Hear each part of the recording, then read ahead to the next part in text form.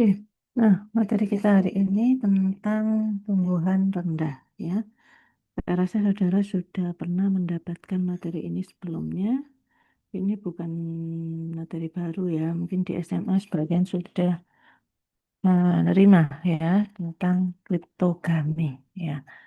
Jadi kalau kita ingat materi yang sudah diberikan ke saudara ya dari sebelum UTS itu kan tentang tumbuhan tingkat tinggi ya.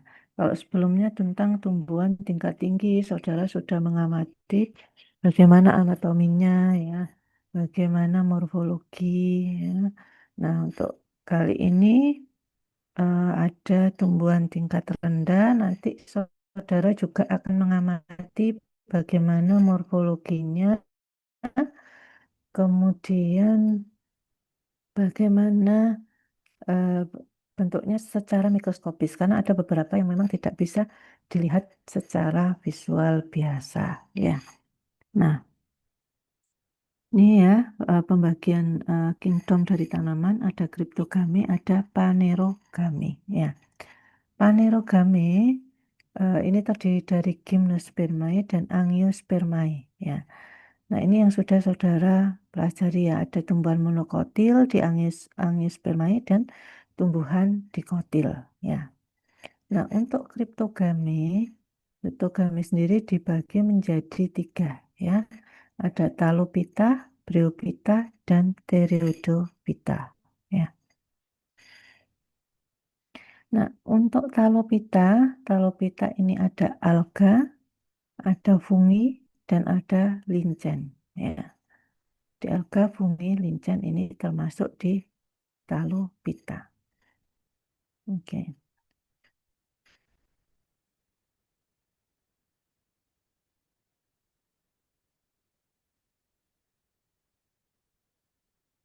Nah, kenapa kok disebut kriptogame ya?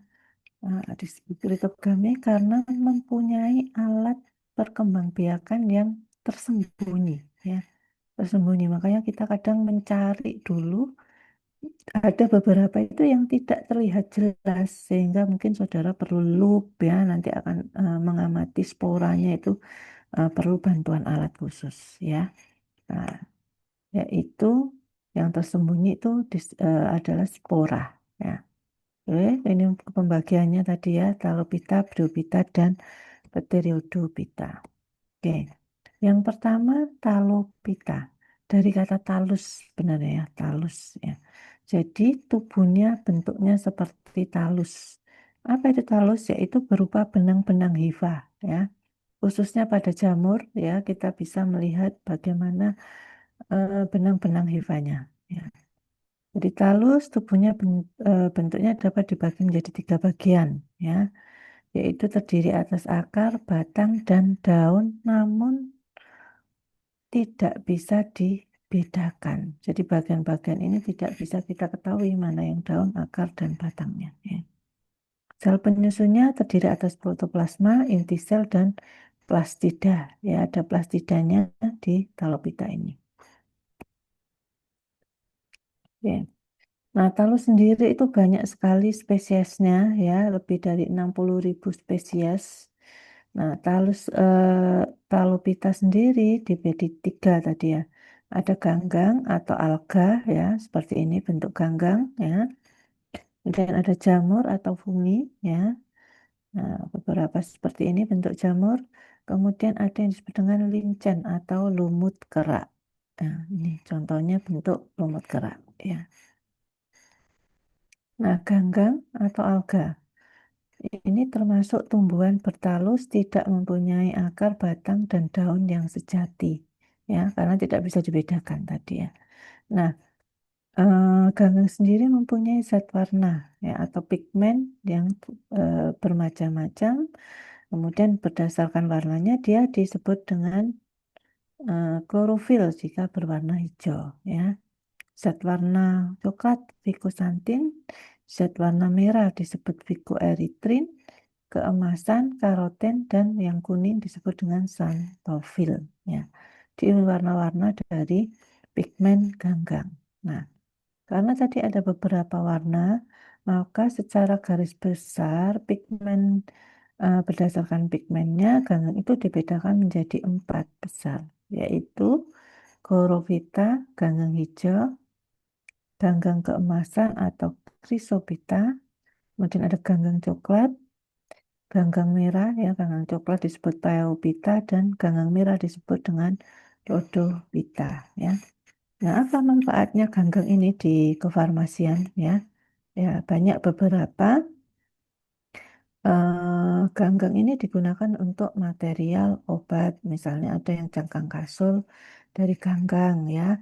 Kemudian ada untuk nutrien, ya, food supplement juga ada yang mengandung ganggang, ya.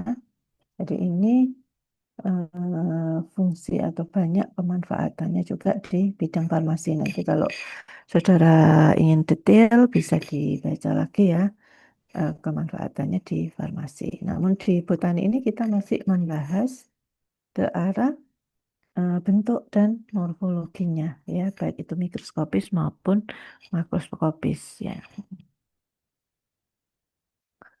Oke, yang pertama klorofita, ya. Klorofita atau tadi banyak mengandung pigmen klorofil, ya. Nah, pigmen klorofilnya itu ada klorofil A dan klorofil B, ya. Namun ada juga zat warna lain yang terkandung di dalam ganggang hijau, yaitu karoten dan xanthofil, ya. Ganggang ini bisa berfotosintesis dan bisa membentuk cadangan makanan sendiri, ya. Hidupnya ada di laut, ini ternyata hanya 10%, ya. Tapi 90%-nya di air tawar karena sudah banyak dikembangkan, ya. Jadi untuk bahan makanan, bahan suplemen, ya, sehingga banyak dikembangkan di air tawar, ya. Nah, termasuk kelompok yang paling besar, ya, ganggang hijau ini, ya, yang jumlahnya paling banyak dibandingkan dengan ganggang yang lainnya, ya. Nah, jenis ganggang atau alga yang tergolong dalam chlorophyta tadi yang mempunyai zat warna hijau, ya. Ini ada chlorella. Nah, chlorella itu bentuknya seperti bola, ya. Kloroplas berbentuk seperti mangkok dan dalam kloroplas terdapat pirenoid. Jadi nanti saudara akan lihat seperti apa bentuknya. Fungsinya pirenoid ini banyak mengandung amilum, banyak mengandung protein, ya. Kemudian volvox bentuknya juga bulat dan dalam koloninya terdapat sel yang menebal, ya, eh, yang fungsinya sebagai alat reproduksi, ya. Kemudian ini spirogyra. Spirogyra ini salah satu nanti yang akan saudara amati di praktikum, ya. Ini ada spirogyra merupakan benang dan filamen silindris. Jadi bentuknya itu seperti double helix, seperti DNA, ya, spiral, ya, seperti spiral gitu, ya. Kemudian dihidrodiktion membentuk seperti jala-jala, ya. Oogonium ini melekat pada tanaman air atau rumah seafood. Kemudian ada kara. Kara itu seperti tumbuhan tinggi, jadi dia agak tinggi. Kemudian ada daun-daun, ya. Terus kemudian ada Chlamydomonas. Nah, berbentuk seperti telur, satu vakuola dan satu nukleus, ya. Mempunyai butir stigma dan pirenoid. Terus kemudian ada Euglena, ya. Euglena ini ada yang mengelompokkan sebagai hewan, ya, dalam golongan protozoa, ya. Karena meskipun mempunyai warna hijau klorofil, tapi bisa berpindah tempat, ya. Kemudian ulva ini eh, berbentuk seperti lembaran-lembaran daun, ya, seperti selada, ya. Ini ulva. Nah, ini contohnya, ya, bentuk-bentuk dari kloroplast tadi, ya. Chlorophyta, ya. Jadi ini ulva, ini spirogyra, ya, ini kara, ya. Nah, ini spirogyra ini terdiri atas sel-sel ini. Jadi satu kotak ini satu sel di mana di situ ada inti sel, kemudian ada eh, kloroplasnya ya yang membentuk benang-benang atau spiral ini ya.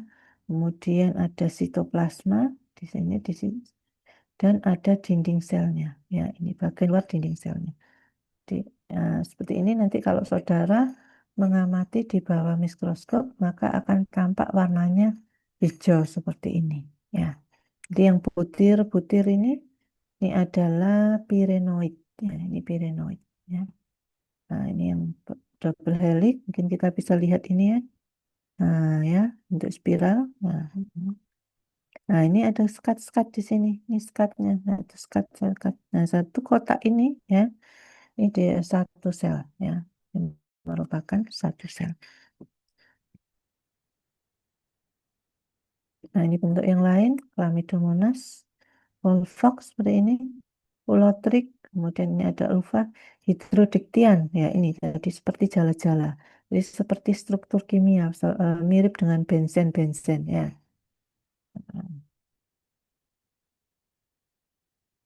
Untuk proses reproduksi dari ganggang bisa secara seksual maupun aseksual ya. Reproduksi seksual pada ganggang dengan cara konjugasi gamet, kemudian membentuk zigot ya. Eh, Kemudian aseksual dilakukan melalui pembelahan sel maupun dengan spora ya. Oke, ada spora uniseluler yang disebut dengan akinet. Nah, selanjutnya untuk ganggang jenis yang lain tidak kita bahas ya, kita bahas yang tadi yang dominan ya, yang banyak ditemukan. Pada prinsipnya sama ya, eh, kemiripan bentuk dan juga proses perkembangbiakan. Ya. Kemudian jamur atau fungi ya, ini tidak mempunyai zat warna, jadi tidak berwarna ya. Kemudian dia menghasilkan spora yang terbentuk dari sel-sel khusus yang disebut dengan askus ya, berupa endospora dan exospora. Jadi ini struktur dari jamur, tadi terbentuk talus, ada benang-benangnya ya, benang-benang hifa di sini ya. Jadi bagian bawah itu disebut mesozoid. Nah, kemudian bagian ini ya disebut dengan badinya atau tubuh dari jamur ya. Miselium ini ya, miselium. Proses perkembangbiakannya secara seksual sama dengan menggunakan peleburan gamet, di mana gametnya itu dibuat di dalam gametomium. Ya. Kemudian kalau generatif dengan oogami, di mana ada peleburan, di situ dua gamet. Kemudian gametangiogami, yaitu peleburan dari isi dua gamet tadi. Ya. Dan nanti akan menghasilkan zigospora. Ya. Jamur sendiri dibagi menjadi 4 kelas utama ya. Jadi ada Phycomycetes ya. Kemudian ada Ascomycetes, Basidiomycetes dan Deuteromycetes ya. Kemudian tubuh vegetatifnya juga terdiri atas tadi hifa. Kemudian bagian yang lain disebut dengan miselium ya. Bagian spora, ada bagian spora, di mana bagian spora ini kalau pada Ascomycetes ya akan terbentuk di dalam askus. Kalau Basidiomycetes ini ya, maka sporanya terbentuk di dalam basidium. Perkembangbiakan secara aksesual terjadi di conidium ya.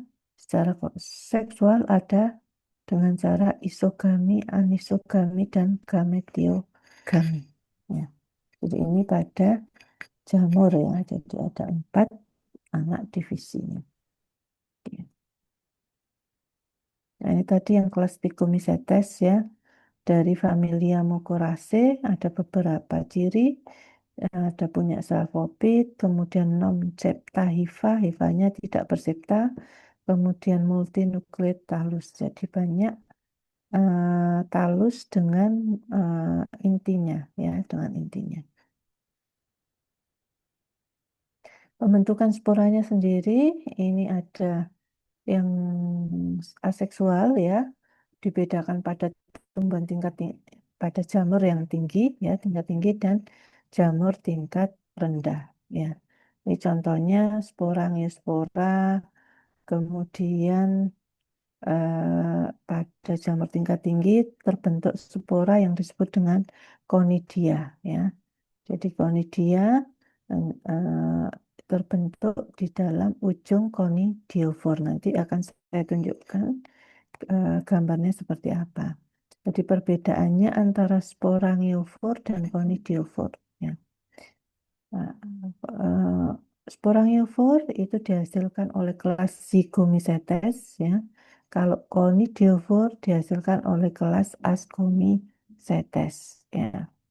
Kemudian hifa yang mengalami perkembangbiakan khusus membentuk kantong, ya. Dan hifanya nanti ada kantong-kantongnya yang disebut dengan sporangia, ya. Di dalam sporangia ini mengandung sporangiospora, ya. Jadi sporangiospora, nah, sehingga sporangiospora itu berada di dalam suatu wadah, ya, yang tertutup yang disebut dengan sporangia. Jadi hifa, nanti di ujung hifanya akan terdapat sporangia. Di dalam sporangia terdapat sporangiospora itu yang menghasilkan spora, ya. Sedangkan kalau conidiofor ada pada kelas Ascomycetes, hifa-hifanya bersekat, ya, bersekat, tegak, dan mempunyai spora non-motil yang disebut dengan conidia. Nah, conidia ini berada di ujung-ujung hifa ini, ya. Nah, kalau tadi sporangiosfora itu tertutup, ya, di area tertutup atau di sporangia, kalau conidia ini terbuka, ya. Jadi dia tidak terlindungi dalam suatu wadah khusus, ya. Jadi ini ya yang maksudnya sporangiofor tadi, ya. Jadi dia di sporangianya ini, ya.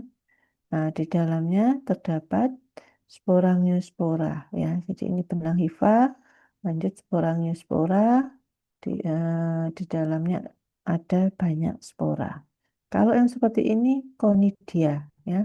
Ini adalah conidia, jadi sporanya tidak ditutup, ya, tapi terbuka di sini. Ya, terus ini benang-benang hifa atau filamennya bersekat. Ya, ini bersekat. Kalau ini tidak bersekat, ya. Nah, tadi ini, ya.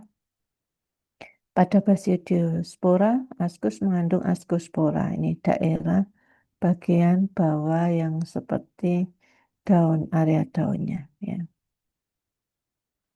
Oke, nanti kita bisa lihat lagi untuk gambar-gambar yang secara mikroskopis, ya. Nah, kemudian di familia Mucoraceae, ya. Mucoraceae ini banyak ditemukan pada Rhizopus, ya.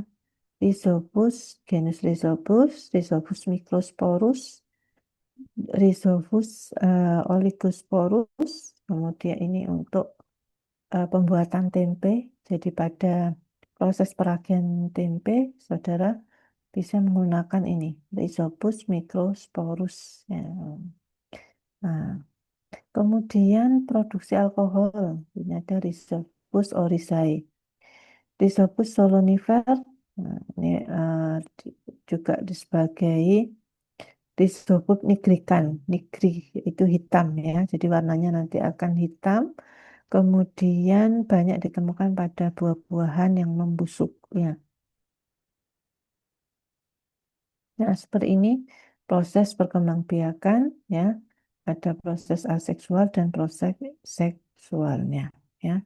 Jadi ada proses peleburan dengan gamet, ya. Jadi ini gamet, dua gamet yang melebur, gametangia, ya.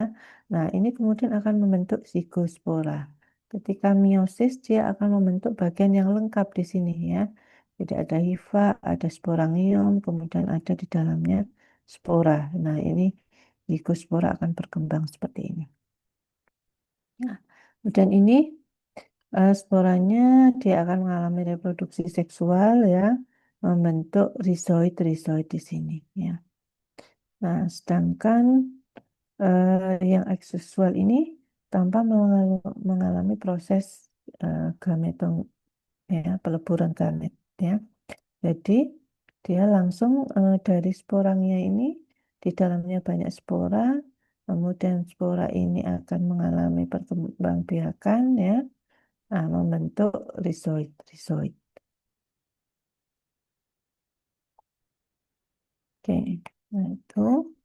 Nah, ini kalau pada Rhizopus oryzae ya, pada Rhizopus oryzae sama bagian bawahnya adalah rhizoid, kemudian ada stolon, terus ada sporangiofor. Ya, ini sporangiofor. Ya, ini sporangium. Ya, di dalamnya ada apa tadi? Sporangiumnya ada spora, ya, ada sporanya. Ya.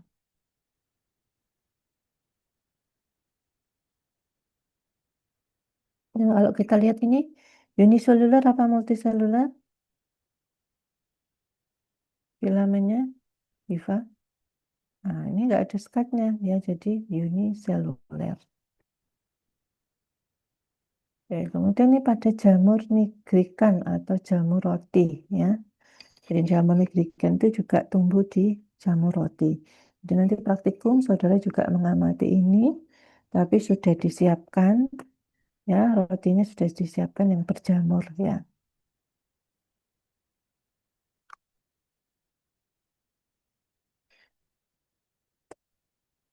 Sama proses perkembangbiakannya tadi ya, dengan rizoid, kemudian ada proses membentuk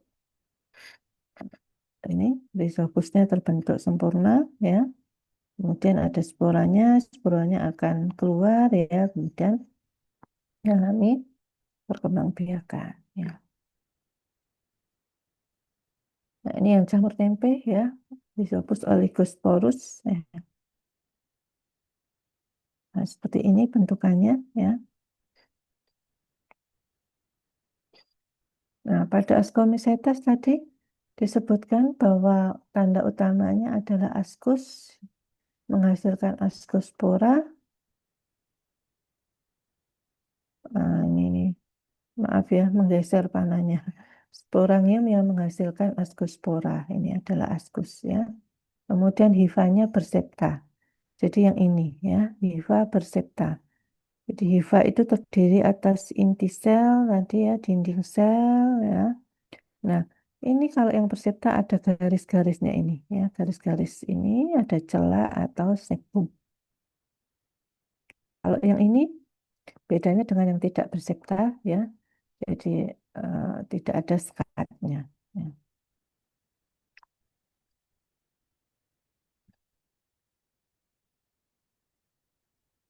Familia pada kelas Ascomycetes ada Saccharomyces, Aspergillacea dan Hippocreaceae. Ya. Saccharomyces sendiri ada Saccharomyces cerevisiae, Saccharomyces tua. Ah, ya, jadi Saccharomyces cerevisiae dan Saccharomyces tua. Yang cerevisiae pada roti ya, untuk juga pada Oryza sativa ya, menentukan Oryza Rhizopus oryzae ya. Oke, kemudian ini Aspergillacea pada marga Aspergillus dan Penicillium. Ya, nanti saudara juga akan mengamati ini. Penicillium ya, jadi masuk di Ascomycetes, kelas Ascomycetes pada familia Aspergillaceae. Ya. Ya, ini nanti akan dipraktikumkan ya, tolong nanti dibaca lagi kalau mau praktikum atau dipelajari lebih lanjut ya. Kemudian Saccharomyces ya, ini uniseluler, kemudian perkembangbiakannya dengan pertunasan atau kuncup atau konjugasi dua spora, ascospora dalam suasana makanan tertentu, tubuh hifa semu ya, tumbuh hifa semu. Ya, jadi hifa-hifa yang seperti pada jamur tadi ya. Nah, kemudian dinding selnya tidak ada selulosa dan kitin, kemudian mengandung fosfor glikoprotein. Nah, famili Saccharomyces itu ya. Peragian terjadi dalam cairan yang mengandung gula. Prosesnya gula akan menjadi alkohol, misalnya pada pembentukan anggur ya. Cairan buah anggur menjadi minuman anggur pada Saccharomyces ellipsoides ya. Kemudian pembentukan tua, pembuatan roti dan alkohol. Ya. Bentuknya bagaimana? Jamur ragi ini ya, jadi ragi bentuknya seperti ini nanti ya. Membentuk kuncup ya, kuncup dia berkembang biak ya, secara haploid, kemudian ini bisa membelah lagi ya. Eh, jadi ini adalah kuncup atau badin. Nah, ini juga nanti diamati di waktu praktikum. Jadi apa yang saudara amati, nah, ini eh, tiga dimensinya ya, penampakan bading atau seperti ini ya.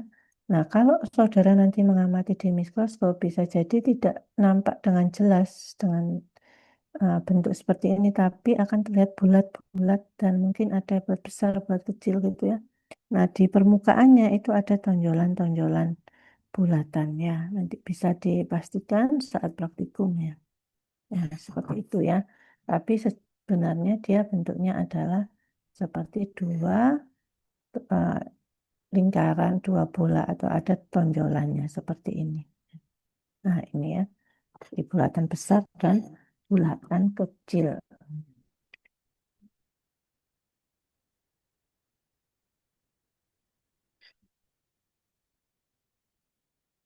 Nah, berikutnya lumut kerak atau linsen ya merupakan kumpulan ya organisme kumpulan antara fungi dan alga.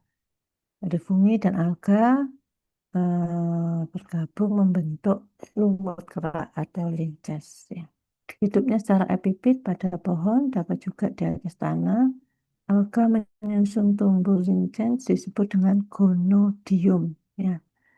Ya, itu gonodium ini bisa merupakan sel tunggal, bersel tunggal atau membentuk koloni.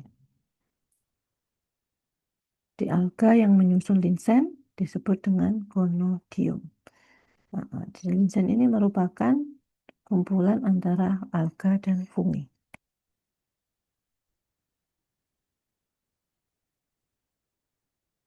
Nah, itu lumut ya terakhir dari Talopita.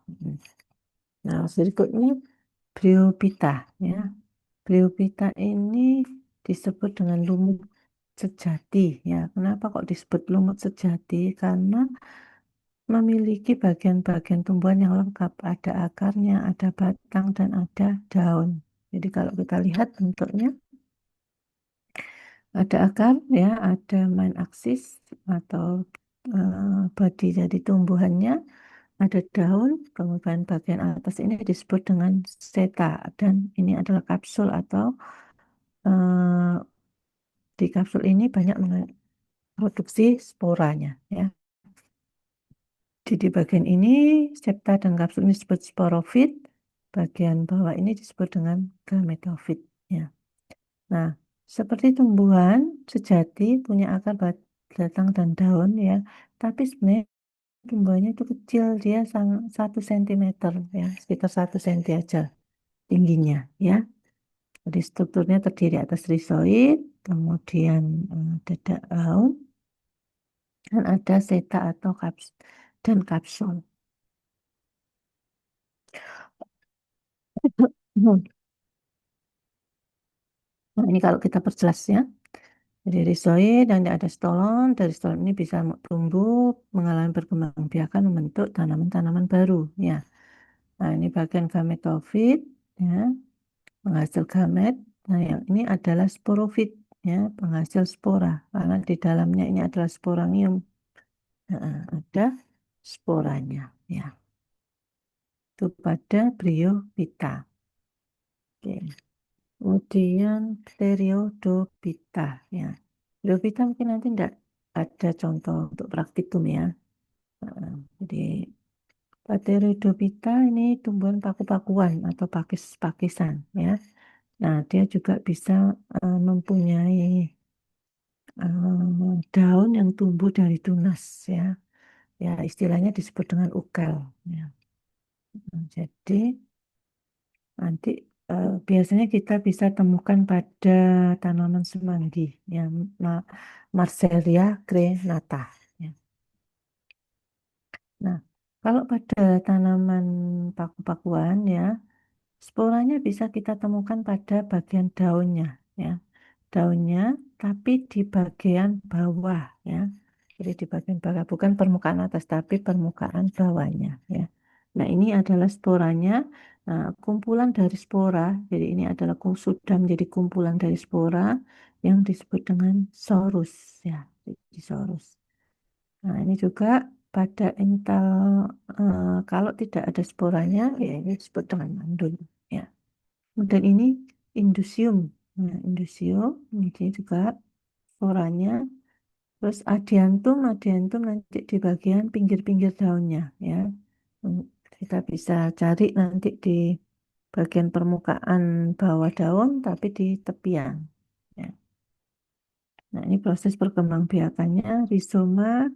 Nah, ini titik-titik digambarkan ini adalah sporanya. Ini adalah sporofit. Nah, ini tadi ungker ya. Nah, kemudian spora-spora tadi terdapat dari sporangiumnya akan mengeluarkan spora ya. Kemudian akan tumbuh membentuk gametosit ya, dan selanjutnya akan terbentuk tanaman baru.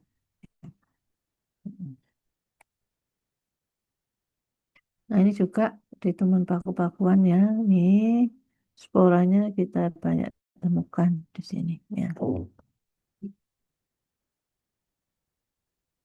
Nah, ini proses reproduksi pada tumbuhan paku-pakuan disebut dengan proses dari haploid ya. Ini sporanya kemudian mengalami zoogametosite ya, akan berkembang. Mm, Berkembang menjadi zoogametosite baru ya, di mana akan muncul rizod di sini, kemudian di dalam rizod ini ada antegonium with eggs dan antheridium with sperm ya, dan akan mengalami proses pembuahan atau fertilisasi dan membentuk zigot ya. Nah, setelah itu akan tumbuh menjadi young sporophyte on gametosit ya, akan muncul akar-akar dan tumbuh menjadi tanaman baru di sini. Ya, nah ini disebut dengan sorus tadi ya. Perkembangbiakan seksual membelah diri, kemudian untuk proses perkembangbiakan pada tumbuhan paku-paku ini cepat ya, sangat cepat dalam waktu 20 menit. Ya. Nah, spora juga berperan sebagai proses pertahanan diri. Jadi protoplas dengan zat makanan itu akan berkontraksi, kemudian dia akan membentuk eh, bulat ya, membentuk bulatan dengan dinding sel yang baru ya. Nah, itu caranya ya ketika berperan sebagai pertahanan diri. Nah, spora ini sangat tahan terhadap kekeringan ya, bahkan dengan air mendidih ini sampai 16 jam ya. Ya, tahan sampai 16 jam. Ya, itu spora ya.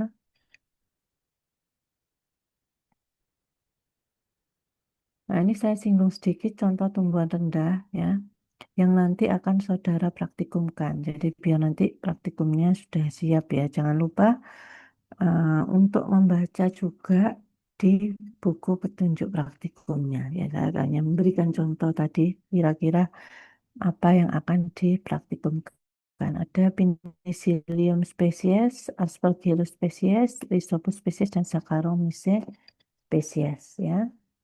Nah, kemudian kalau yang paku-pakuan ada Platycerium, Bifurcatum, Adiantum nonerum, Equisetum debil, dan Marsilea crenata. ini nanti gambarannya pada penicillium. Penicillium tadi masuk pada conidia ya. Jadi sporanya ini conidia terdiri dari spora-spora. Ya. Dan ini adalah prisit, prisit ya. Kemudian ini adalah branch, terus conidiophore. Conidiophore tadi banyak kita temukan hifa berskat ya, atau filamen hifanya berskat. Nah, seperti ini juga masuk di Conidiophore ya, dari Aspergillus spesies ya. Ini ada skat-skatnya di filamennya atau di hifanya ya. Bersepta, hifa bersepta disebut. Ini ada vesikel, kemudian bagian ujung-ujung ini adalah conidia yang berisi spora. Ini yang nanti akan berperan dalam perkembangbiakan. Nah, kemudian ini adalah rhizopus ya. Rhizopus, morfologinya rhizopus terdiri atas rhizoid tadi ya. Kemudian ini adalah sporangium. Kemudian ini adalah sporangium. Sporangium. Nah, bagian dalamnya terdapat spora. Hmm. Terus ini Saccharomyces ya, badin ya, badin. Jadi ada dua di bagian dinding sel, bagian inti sel, dan bagian sitoplasmanya. Ya, kira-kira seperti itu gambarannya. Nah, ini untuk yang paku-pakuan, ini adalah tanaman eh, apa namanya, simbar menjangan. Nah, kalau bahasa Jawanya simbar menjangan. Ya. Atau bahasa Latinnya Platycerium bifurcatum. Jadi, saudara nyari nanti sporanya di bagian mananya. Biasanya di balik daunnya ya. Nah, kalau ini adentum, nah sporanya ada di sini nih, ya, di pinggiran daunnya. Tadi yang saya bilang. Nah, kalau ini adalah Equisetum debil. Nah, Equisetum debilnya ada sekat-sekatnya di sini ya. Nah, nah, di sekat-sekat itu ada daun ya. Coba nanti saudara cari apakah ada sporanya di situ ya.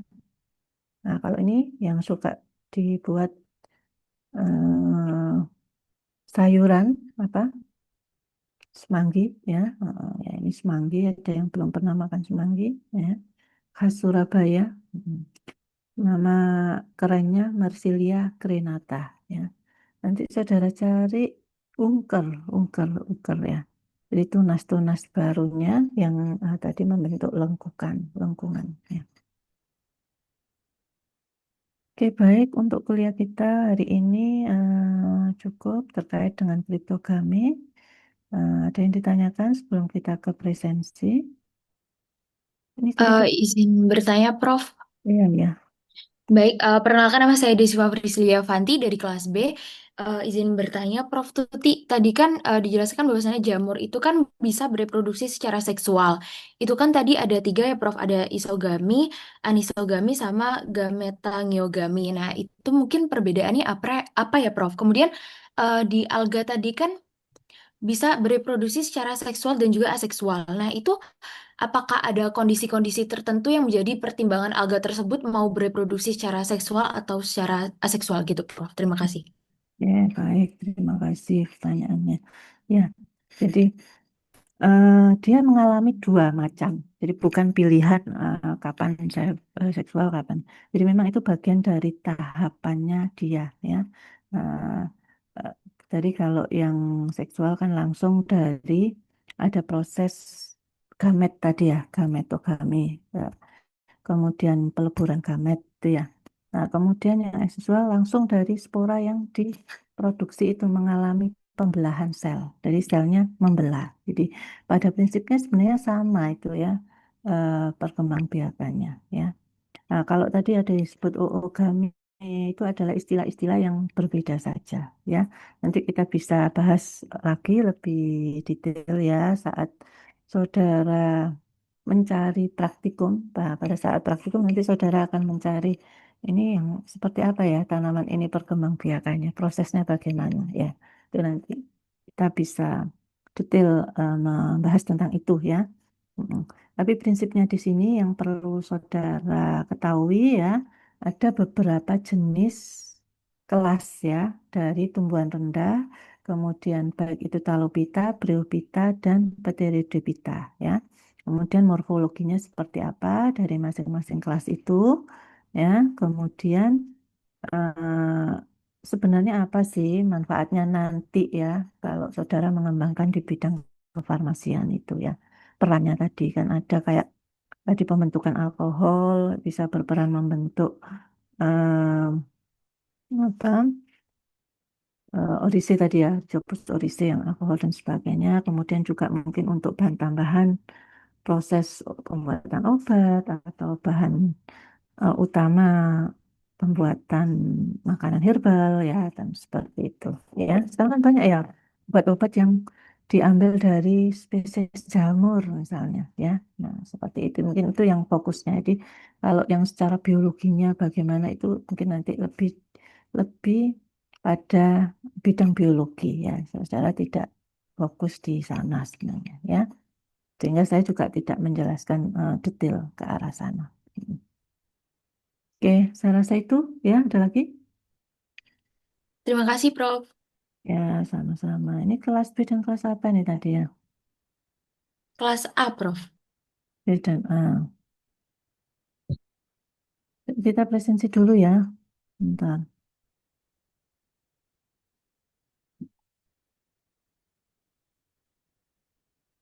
Ya, 56.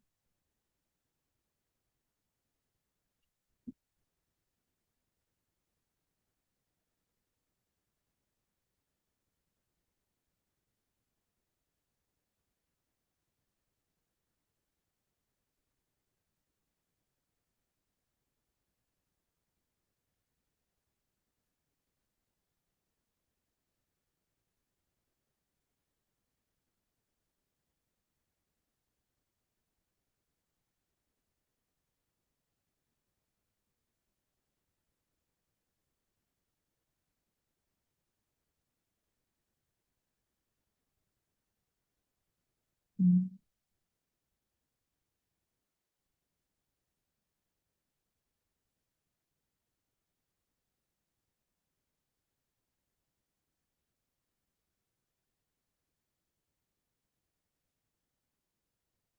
Saya eh, buat seperti ini, apa? Realnya aja ya untuk jadwalnya.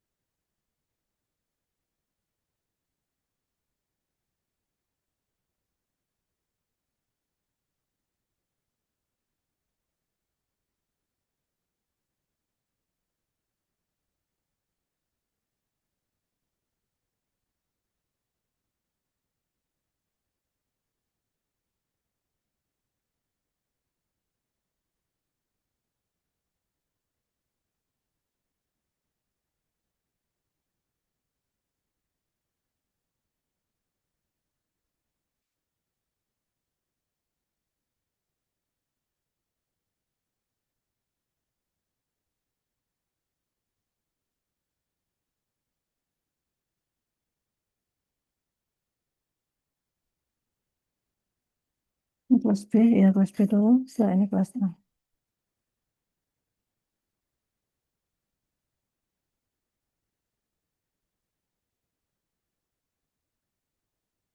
Ada yang kesulitan bisa disampaikan biar tidak lama.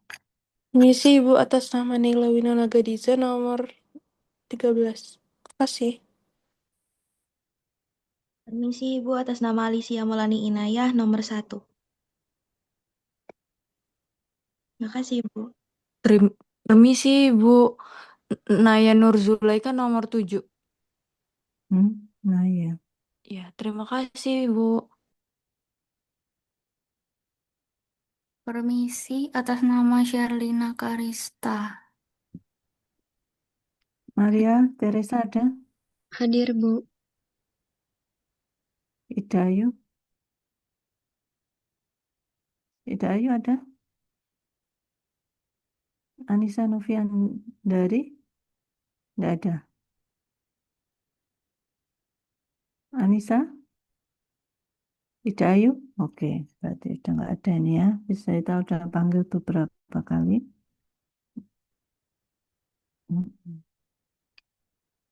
Oke, berikutnya. Udah.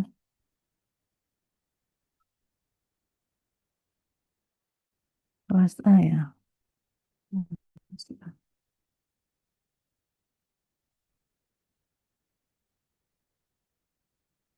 Belum diisikan soalnya. Ini.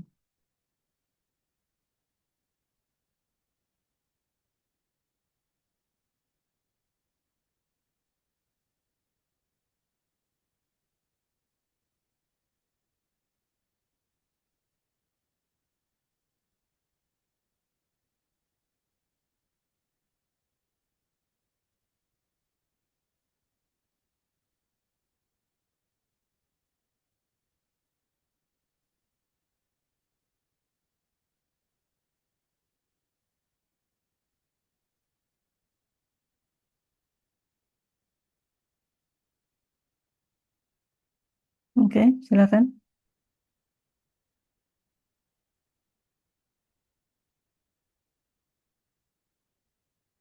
Untuk kelas A, oh ya. Permisi, Bu, atas nama Cintia Putri nomor 5. Terima kasih. Permisi Ibu, atas nama Yesita nomor 12. Terima kasih Ibu. Permisi Bu, atas nama Hunafa Ainur nomor 3. Terima kasih. Alisa ada? Juana? Joanna hadir Ibu. Kartika? Lukman? Michelle Atalia? Tidak ada ini. Naila?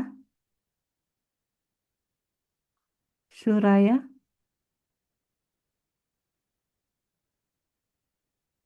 Tidak ada ya. Oke. Tadi Ibu Suraya Cahya. Oh ada. Kemana kalau kamu tadi dipanggil? Pak? Naila nggak ada ya. Saya ulangi sekali lagi. Alisa? Kartika? Lukman? Michelle? Naila? Oke, nggak ada yang nyaut. Berarti Miss Bentar, simpan. Oke, baik. Sudah selesai untuk kuliah hari ini. Terima kasih banyak atas perhatiannya ya. Mudah-mudahan bermanfaat buat saudara ya. Saya bisa akhiri. Terima kasih banyak. Wassalamualaikum warahmatullahi wabarakatuh. Waalaikumsalam warahmatullahi wabarakatuh. Terima Waalaikumsalam kasih, warahmatullahi Prof. wabarakatuh. Terima kasih, Prof. Ya, sama-sama.